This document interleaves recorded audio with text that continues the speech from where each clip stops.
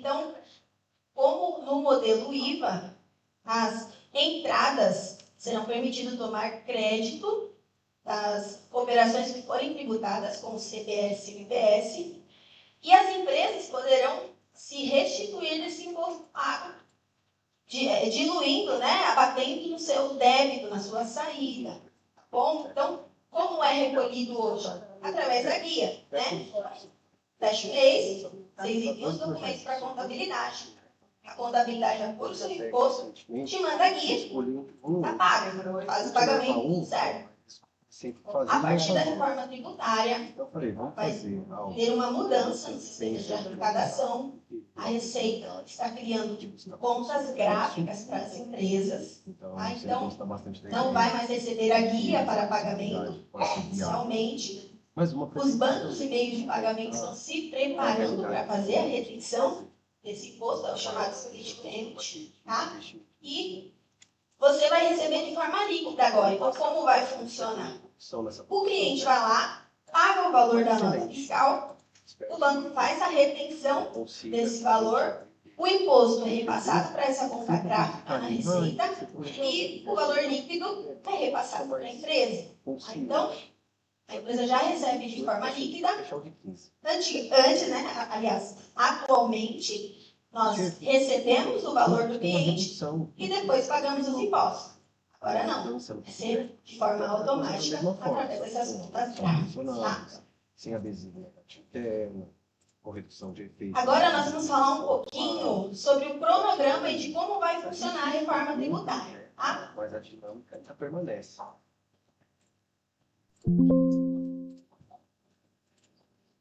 Gente, nós vamos chamar agora o Gleidson, também é especialista na reforma tributária. Ele vai falar um pouquinho aí do nosso cronograma, né? Qual o prazo que vai entrar gradativamente. Por favor, Gleidson.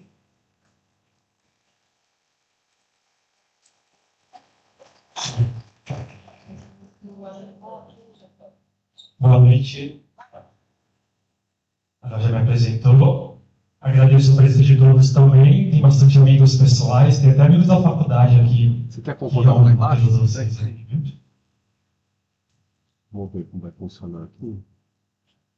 Rolando legal. Vou falar rapidinho do cronograma. Sabemos que a parte de legislação tributária está inserida ali sobre quais são os impostos que o país legisla hoje, né? Da emenda constitucional de 1988, e saiu a emenda constitucional 132 para fazer a inclusão da possibilidade de tributação do IBS-CBS. Sem estar na Constituição, não poderia criar novos tributos, né? Por um bom tempo com ICMS, por um bom tempo com os demais tributos, ISS, PIS e COFINS e IPI comentado pela Karen, e precisou haver uma emenda constitucional para que pudesse incluir na emenda de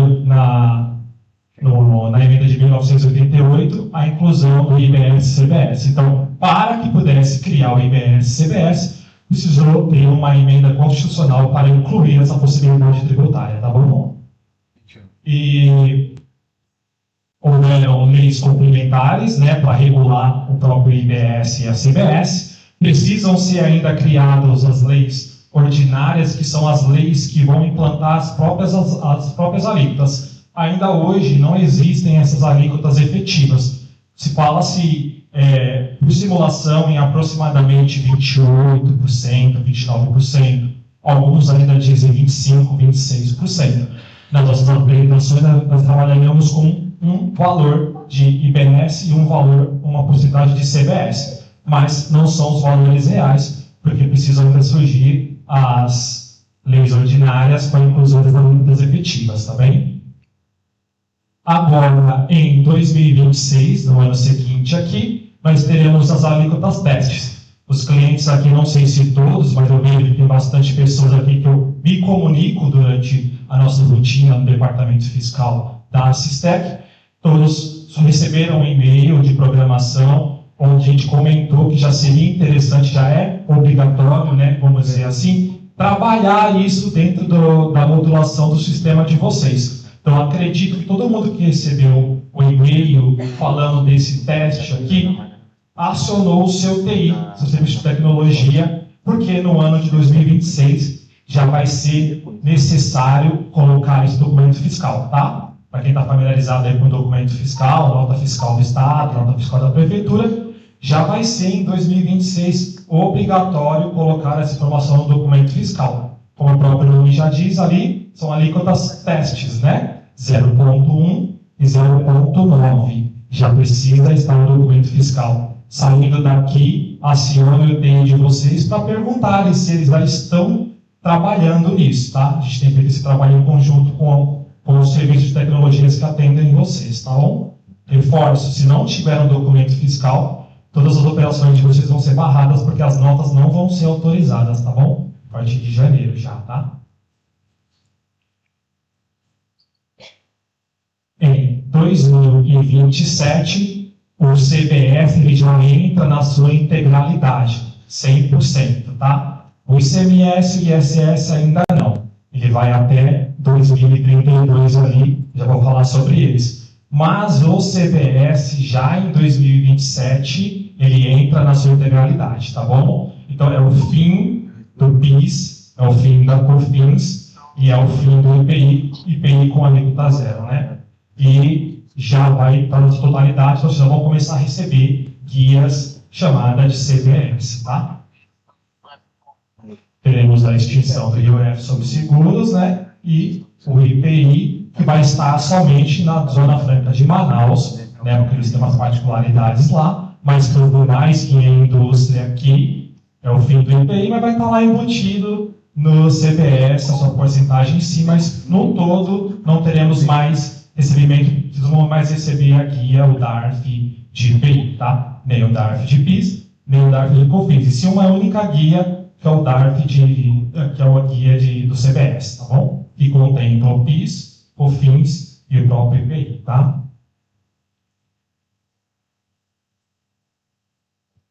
Em 2029 até 2032, entra o IBS numa escalonagem gradativa, né? Então, assim, até chegar em 100% lá em 2033, que vai já começar 100% o IBS, a partir de 2029, de forma gradativa, vai sendo tributado o IBS, que é o ICMS e o ISS, em 10%, enquanto o CMS continua ainda. Quem está familiarizado com o ICMS, a alíquota de 18%, ou o ICMS, a alíquota de 12%, talvez esteja entendendo melhor. Ou o próprio ISS, para quem tem a alíquota de 5% em São Paulo, ou 2%, tá? Então, de forma gradativa, eles vão entrando. 10% de IBS em 2029, consequentemente, tributa só 90% de ICMS, né? Que o ICMS, o 100% dele é os 18%, por exemplo. Então, você vai tributar 90% de ICMS, consequentemente, 10% de IBS. Em 2030, 20% de IBS, 80% de ICMS, e assim sucessivamente, até fechar os 100%. Então, em 2033, nós teremos também somente uma guia de IBS que vai contemplar, vamos dizer assim, o antigo ICMS e o antigo ISS, tá? Então, 2027, o CBS, que elimina o PIS, COFINS e o IPI, e em 2033, na sua integralidade, o IBS, que eliminou o ICMS e o ISS, tá? Deixamos aqui no formato de quadro o que eu acabei de falar, né? Sobre o ICMS e sobre o ISS, tá? E as suas tributações, colocamos ali, né? Que 2021, no nosso exemplo de 18% lá, o tributo está na sua integralidade, né? E vai baixando ali as alíquotas, nós levamos em consideração que eu falei, dos 90%, lá em 2029, só tributo 16,20%. Em 2030, 14,40. E assim sucessivamente, em 2033 era que já entra o IBS, tá bem? Aqui, é o que eu acabei de falar, já a vigência oficial de todos os tributos dentro da reforma tributária, tá bom?